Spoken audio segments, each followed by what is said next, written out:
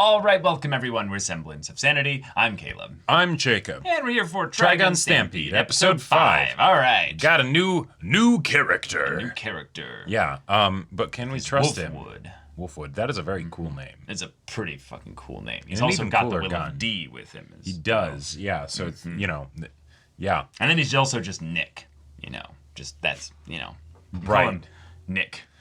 Nicky D. Nicky D's wood, like. Sure. Yeah, he's lugging around his thick, hard wood. Well, but the point is that the load from this wood might just be able to take out knives. That's true. That's true. Mm-hmm. Yeah, Maybe. I don't know. I think so. I mean, they've got an indestructible car. They've got the indestructible friendship. The ball is rolling up. This is where it all just starts going to smooth sailing. It's fine. So if they hit July, you're saying the rubber will meet the road finally, Yeah. Right. Right. At least the rubber's not being pulled over the wood, I don't know. I am curious what July would look like as far as what would a city look like? What in would a this world? city look like in this It'd be world? a spaceship. It'd be a big ass busted spaceship that would be deconstructed into many different parts. Dissected and spread out. Yeah. Yeah, it'd be like a fuselage that's open, and that's just a side. See, of the city, because we need to see that art piece from the end of the first episode. We do. Just That's because true. it was so cool. It was so fucking dope. Yeah. But yes, Nicholas D. Wolfwood is not friend. No, not yet. Or at he least is potentially a frenemy. Right. Yeah. Exactly. Not if he is a friend, with that's a fremen. that's right. Even though we are Still in need to kind watch of a that. scuffed Dune kind of universe I right still now. haven't seen Dune 2. It's a problem. It is a problem. But Yeah. yeah. But episode 5. Here we are. Oh, without further ado, let's get into this. Oh. Dio? No. Yeah, it is. I can Or smell his Kire? voice from a mile away. A religion may be formed around Nai. Maybe. Your Zuko outfit's pretty good, but your scar's on the wrong side. In the desert, isn't that the worst thing? God, I love the sounds. That was sick. So many cigarette butts. It's totally Dio. It's absolutely Dio. I can. Missionary Michael and Bruce William. Oh, plant worshippers. Okay. Oh. That does sound connected to knives. Yeah, it does. Yeah.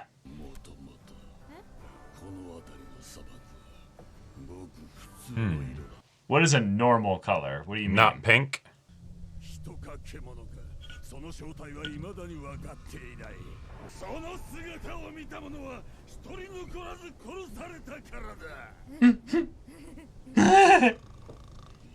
Oh, Vash is awake for this. Oh, shit. Oh, Oh, it is a red sand. You're right.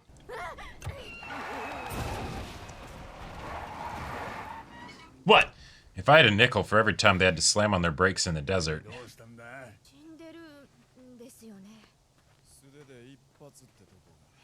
Barehanded? That wasn't like just a big gun? Because it probably would have exited the creature. Or there'd be a shell.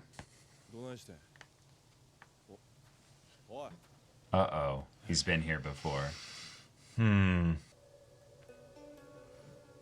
Oh, that cross. You see that? No mom this time.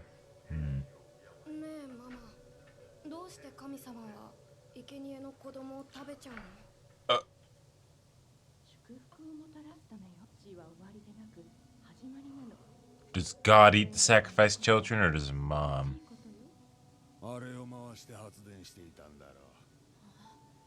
Okay. Hence praying for wind. Right. Oh. Oh, shit! Shit! Well, that's fun. Mm-hmm. Get the fuck out of our village! Oh, shit! Oh my god! Shit! Bro, what are you gonna do with that? Yeah, I did. Run, run, run, run, I run! love their running animation. It's great. Nice. Good misdirection there. Nice. Yep. Boom. Nice. Man's bulletproof.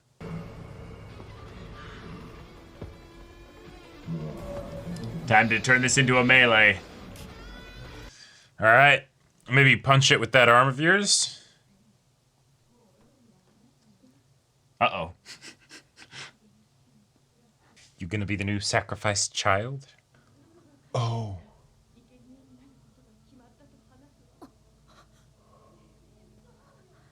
Just run. Yeah.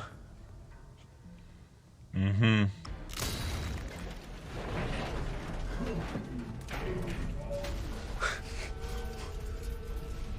All right, that's 2 pizzas to deal with this guy. Yep.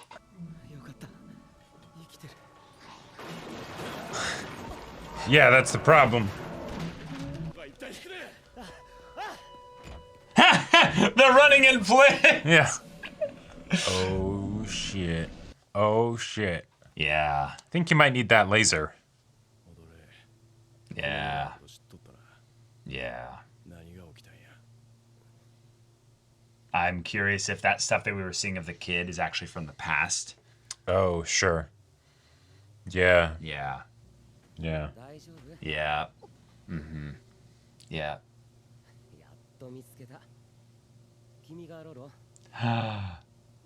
Oh, did the town ask him to find the kid? Oh, shit. Oh. Yeah, shit. Oh, no. Oh, God.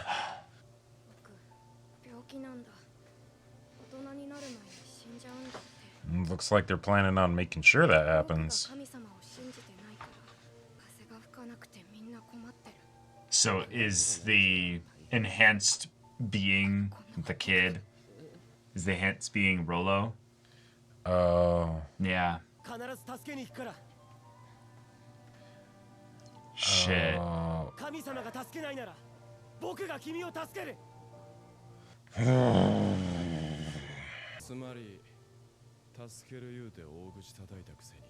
Yeah. Mm-hmm. The shadow of the past. Yep.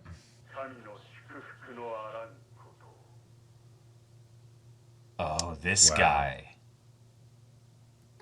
Oh, and her too. Okay. Okay.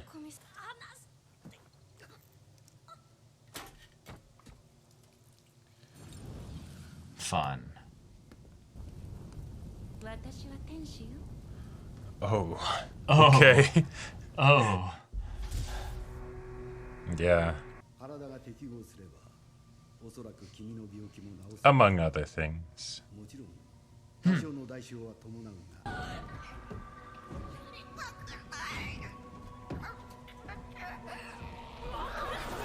Yeah, yeah, yeah. Oh, whoa. That's All right. It's actually really smart. Oh. Okay.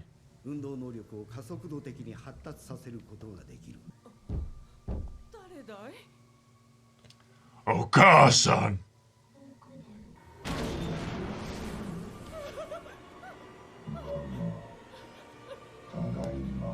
Holy shit. Oh. Oh, Wait. they're bringing up the whole he's not aging thing. That was a long time ago. But he'd And seen he looked the Rolo exact a couple same. times then. Yep. Yeah.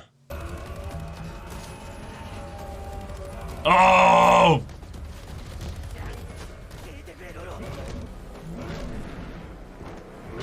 Shit! Yeah, and he's still conscious, yeah.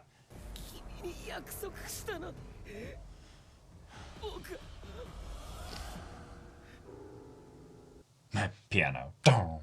Yeah. Whoa.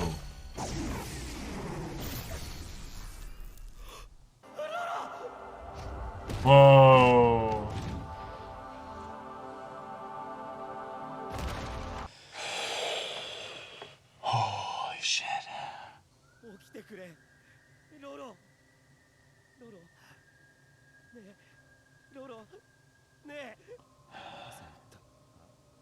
Oh.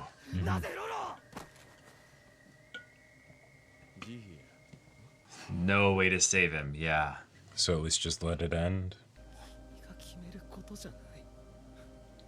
Sure. Ooh.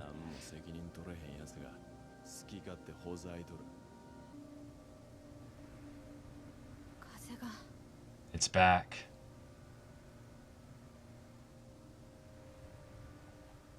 Oh, that's cruel. Too late.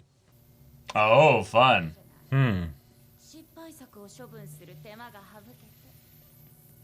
They're all connected. Yeah. Okay. Yeah. Right. Yeah, I was gonna say the fact that he drank the thing to fire the gun. Uh-huh. All right. Wow. Yeah, so he's like, I actually am. Oh, that's so good. Damn. Oh, that's so good. That was great. Oh. Oh, the red sand. Yeah. Yeah. Okay. Oh, that's sick. Okay. Yeah, this a true episodic little mini story here. We get a lot of characterization and understanding of the world for not just Vash and Nicholas Wolfwood, but also I would say for the antagonists here. Right. They're all connected because all the ones that have their kind of unique abilities and stuff are basically created and or modified this way through the Doctor and Nye's organization here. Which makes total sense. That's also a very efficient way to do things because now, oh hey, everything's connected so you can have villains of the week that, no surprise, surprise, are actually tied into the main storyline with Knives. And you don't have to give exposition now about how or why they can do their ridiculously over-the-top supernatural stuff. Exactly. Because it all falls under the same umbrella. Right. So now we have even more of a connection with why Vash is so special. Because, yes, he doesn't seem to age. He also has his own latent psychic or whatever abilities or something like that. Yeah. But that might be the fundamental basis from what these experiments are then coming about. So the idea that your pacifism, if you will, Vash, doesn't matter in this instance because your brother is still basically using maybe his own framework or some aspect of what he knows about you, maybe even, to tap in and, fuck with the lives of all these other people. And something that I want to bring up that I think gives additional weight to the situation, given what we got in episode 3 and then this here, is that we could have gotten a picture of Vash with Rollo when he returned and brought him home. Sure. Right? That absolutely would have made sense. Yep. And that could have been the thing. And that's where, that wouldn't have been new information to us, but it would have been new information being passed on to the characters. And then, oh, hey, Vash doesn't seem to age. But they decided to have it be when Rollo was a child. No, not even a child, a baby. A baby, right? Yeah.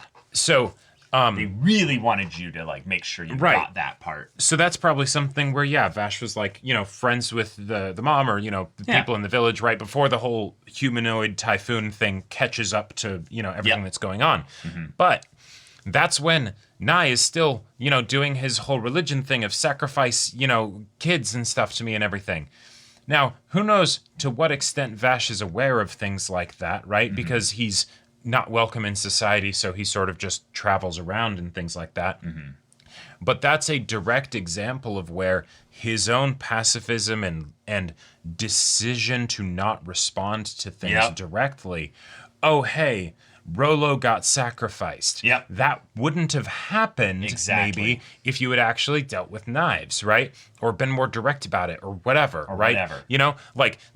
These people were able to be preyed upon, not smited when God showed up, but actively preyed upon, right, over the course of their lives and everything as a result of your indecision, right, or decision to do nothing. And we don't know the direct kind of conflict that Vash has been in with Nye over the course of this story. But we know now, because this was a very big question that almost felt like a gaping hole in the world building here, that we're like, there's a lot of things about the notoriety of Vash, the look of Vash, and the way in which this world is set up that it feels like they didn't crash that long ago if he aged from being like that only kid like to 10 years or 20 years or so something. that doesn't make sense. No, it's because It's been a very long time. Given that, we got a, general indication of, about 20 years or something like that, and he didn't change, like, at all in that amount of time visually, that means that we're in the hundreds of years. Just to clarify here, the reason why we're just so they're following along with us, the reason why you're saying the 20 years thing is because of what the Uncle Downer Roberto said, and then with regards to things. Right. This picture is about 20 years old. Right. Yeah, exactly. And Vash didn't, he looks exactly the same. So, that's we could extrapolate from that I would say minimum in the hundreds of years, right? Since this whole thing happened, and quite possibly a lot longer. Right, because we don't have to go on the way that Vash looks. We can just go on based on what would be realistic, given the amount of, I would say, degradation human society has gone through, despite being a star-flung, civilization that crashed here at some point in history. But they don't have much connection to any of that stuff, and they fall into all this other stuff. At least 2 generations have gone by. At least, to say nothing about the idea that even if you were to go for a 10-to-1 ratio of like Vash growing up, and let's say it was like his apparent age, maybe 10 years older, right? Sure. That, about 2 years difference from the picture to now. Yeah, I could see that being something that you might not be able to notice, Sure. So, yeah, that's, yeah. There's a whole lot to get into here. And then the idea that, Vash was brought here because, the mom knew him. And that was something where either Vash would regularly visit, because maybe there's even that slight possibility that this was his kid. Probably not, but just the idea that he was brought here after all this time, was still known as the humanoid typhoon, 10 years ago, effectively, back at that point when the kid was, walking around probably around 10 years old or something. So that's also a thing. And another potential thing to throw in there is the fact that Vash was surprised kind of by episode 3. Yes, right? We now have confirmed world building with this regard to why that was. And potentially the idea that he might have gotten a bit complacent with the, yes, I'm not going to hurt anybody and I'm not going to go after my brother, and so I'll just sort of be this like traveling person that ends up helping people find their kid or whatever. In some ways he's a ghost, if you will. Right. And the fact that I have this reputation as the humanoid typhoon, that's fine, but I'll keep going to these villages and stuff because, well, truly, like, the crazy consequences aren't like 100% like reliable to the point where I just decide I'm never going to go near villages because I'm just going to doom all those people to die, right? So, like, it's very fun, because then we get into Vash being this icon, if you will, of the past. He's something that's left over from humanity when pacifism and peace was possible.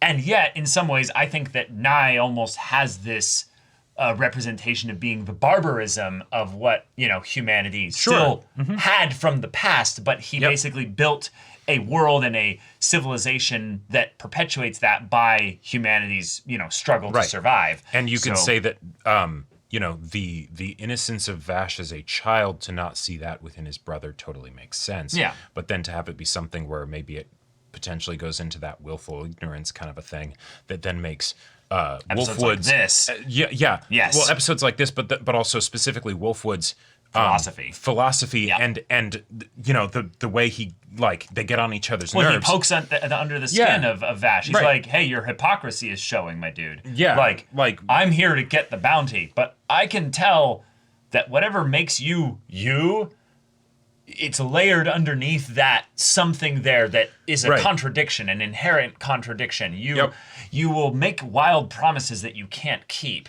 and yet you're upset at the world for letting this kid die. No, if you had intervened, if you had done anything, you could have kept this kid from dying. You could have changed this. Yeah. But in some ways, are you mad at the world? Are you mad at yourself? Are you just, like you're saying, willfully ignorant here? Who are you, Vash? And now, who are you really? And the, you can demand of me, why did I kill him?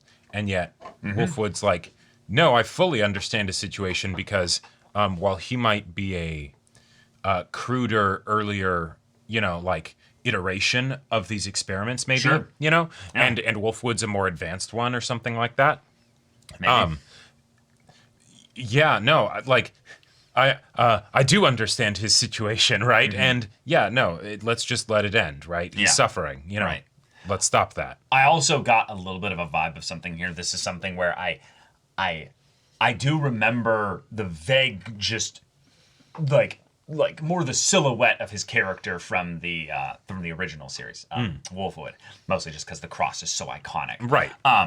But because he drank the shit and then fired the gun after doing that, I think I now know why he carries the cross around everywhere. It's because it's literally his burden to bear. If he separated from it, he will die. This is what keeps him alive. Sure, or at the very least, even if it's not something like that, his burden to bear thing, yes, is absolutely true, because there is a connection of him to this cross. It's not just, it's a convenient cover for the, no, totally. Whatever. I'm just extrapolating out a theory from that when he basically decides to fire this thing, when he drank the stuff, his whole body steamed, meaning that the biomechanical part that fires the gun basically comes from energy that he creates. Meaning that he needs a supply of stuff, and he needs his body in order to transmute that stuff into energy. So logic would dictate that food going into him, which would transmute itself into energy that keeps his body alive, is not making the gunfire. He needs special stuff for that, meaning that most likely he doesn't run on normal fuel. Well, he drank some kind of gun fuel that made it fire a laser, right? That in and of itself is just right. But things don't quite work. No, totally. But it's still a gun, meaning that part is bullets and firing mechanism. But I'm saying that the laser, which is the sci-fi shit, is that part relies upon him. So and something that I also just really like about how this was done. So with the conflict earlier in the episode, as he's shooting at Rollo, to give covering fire for Ash and, various different things, but he's not using the laser. There's that part of me that's wait, you just demonstrated that you have this, great thing. Why are you not using that? Okay, well, maybe he thinks he can beat it without it. Well, no, that doesn't seem to be happening. Maybe it has some crazy rare power source that he's wanting to conserve. Or maybe I think is exactly what it is. Or maybe it's something where he had that charged up before he went to go meet him because he thought he might need to use it to kill Vash. But the actual way in which he charges it to reload it is something that would be very it might blow his cover, right? Or, give some information away that he doesn't want. And so, it wasn't actually loaded until now. And then he's like, shit, okay, Vash is actually in trouble, right? All right, I'll drink it. And then, fire, and there you go. Right. But that's just, I thought that was kind of fun because it addresses the mechanical reason of, why he doesn't use it more often in a very specific way. Yeah, and I kind of did that reach of basically saying this is tied to his life a little bit by basically saying that one, he could obviously just not have enough of this resource to go around. Sure. But I think then if that's the case, this gun needing it to go through him, the stuff that he drinks to go through him, speaks to something where the gun needs him. Right, it's a part of his body in a way, even though it's detached. Yeah, exactly. Therefore, if he didn't have this gun, then we just lost the light. then it would probably be the end for Okay. him as well. But yeah, I love this episode from the philosophical discussion of, you know, at what point does your power basically make you have the responsibility to have to step in and make a tough call that overrides the freedom and life of somebody else for the sake of whatever the ultimate goal is in that case. In this case, the peace and happiness of this child Rolo who's been which also brutalized. I gotta say, I really like the decision to make it be where we show, you know, the whole thing with the kid and the mom and the sacrifices and all that stuff, and then not like show that as if it might be something that's happening at the same time.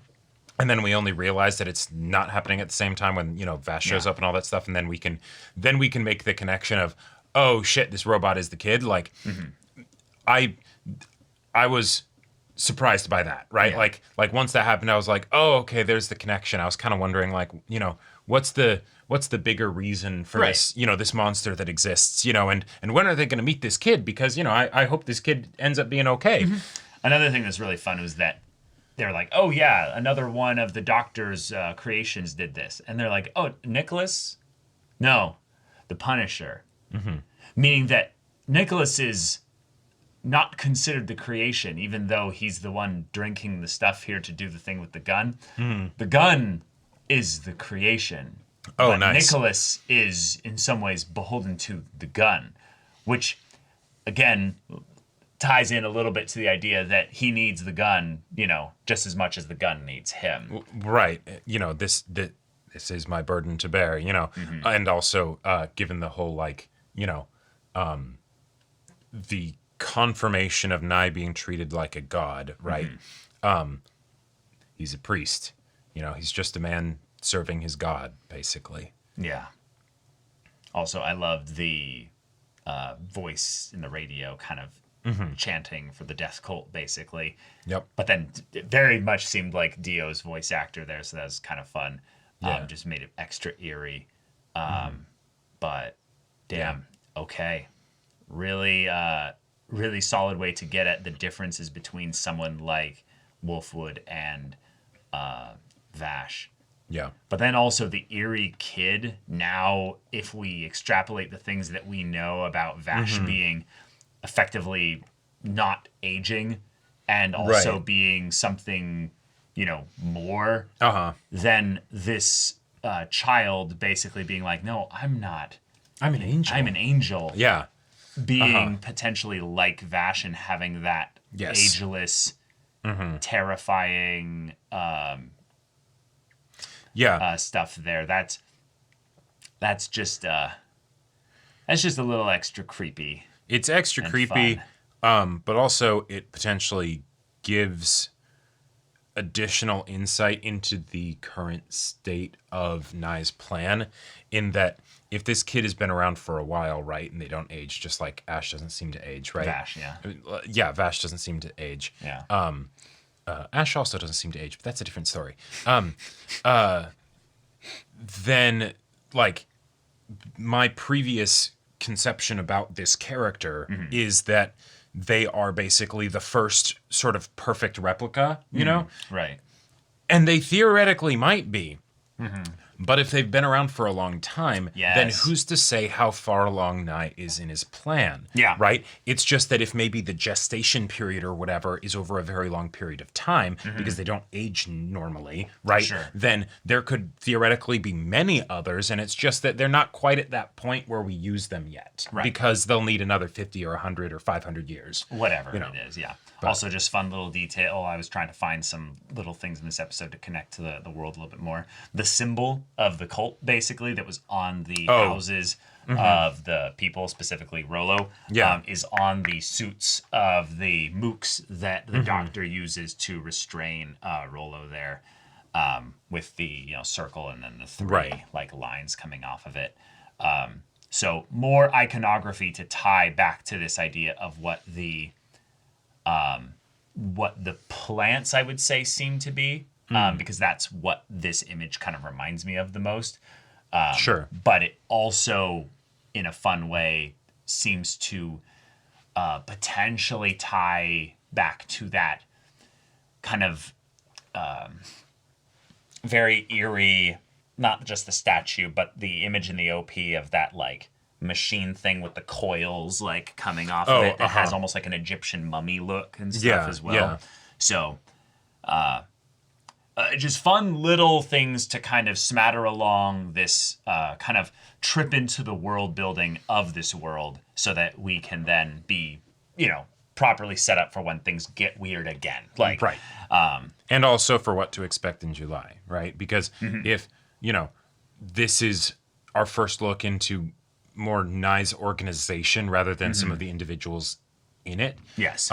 Then now, okay, yeah, there's probably going to be dozens, if not hundreds of these, cyborg bodyguard, security guard, whatever people, at the city or something that they might have to deal with and that kind of thing. Yeah, I would love to see what a human settlement properly, like settlement/city actually looks like. Because in a lot of ways, what we've seen thus far feels like that,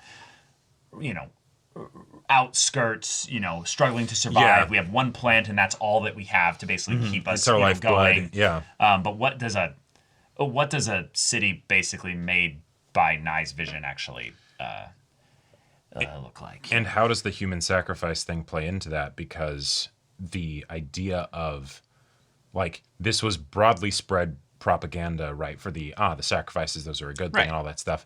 And yet at the same time, I wouldn't be surprised if they more pushed that towards the outskirts where, sure, unrest is less unhelpful of an issue. People. Yeah, exactly. Right. Yeah. Whereas if you're in the actual city, then it's the you're helping, so therefore we don't need to. Right. We have different sort of uses for you. Yeah. Exactly. Yeah. But yeah, y'all, thank you so much for watching this episode's reaction and discussion. If you want to see the next episode's reaction and discussion right now, though, go check out the link in the description below for our Patreon. You can get on early access there. You can watch full-length timer reactions there, and all this comes with Discord access, so you can chat with us in the community there about this show, about anime in general. And also be sure to check out our Twitch channel. So yeah, if any of that interests you, we'll see you there. But until then, we're Semblance of Sanity. I'm Caleb. I'm Jacob. And we'll see you all next time.